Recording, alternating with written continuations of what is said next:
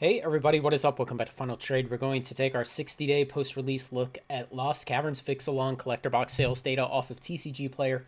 In the whole pre-release period and out through 60 days post-release, it has sold 2,862 boxes on TCG Player at a total of $643,000 for an average price of $225 per box. Now, the wholesale collector box price on Lost Caverns of Ixalan was raised by WotC a little bit, somewhere around $4, $5, $7.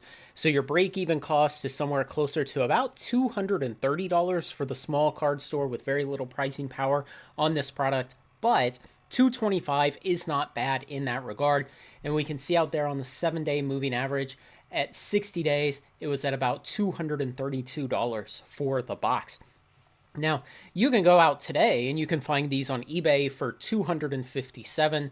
The big sellers on eBay seem to have sold out. Your guys like Cataclysm Collectibles and Flipside Gaming and P Football Pete and the others. On TCG Player, they are $237, so $20 cheaper on TCG Player today as I record this. And on Amazon, WotC is selling them direct through Amazon for $220. So not officially dumping by any definition of the term that I've ever used, but still undercutting the entire market.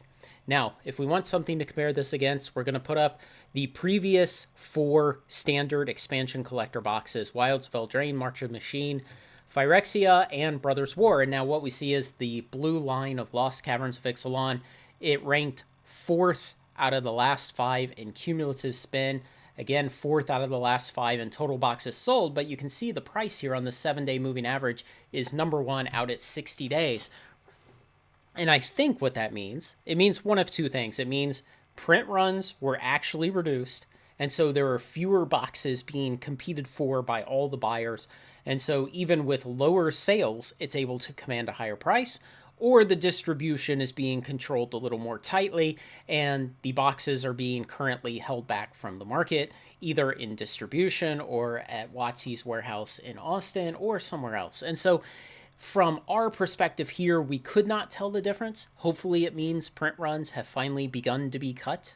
And something I always talk about is that we won't know until the future, until we can look back at the data and see what they say to figure out, have the print runs actually been cut? I think this is another hopeful sign that they have. So I'm not going to take another look at the collector boxes. I stopped following collector box sales data after 60 days post-release because they are printed once, that is it, and the information just does not change a lot afterwards. You're not likely to see many lines cross each other after 60 days post-release.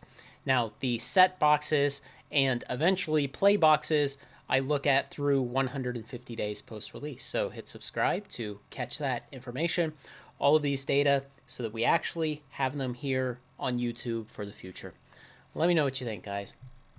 Thanks to everyone who makes this content possible, especially my very generous supporters on Patreon. Like, comment, share, and subscribe, and join me on Final Trade.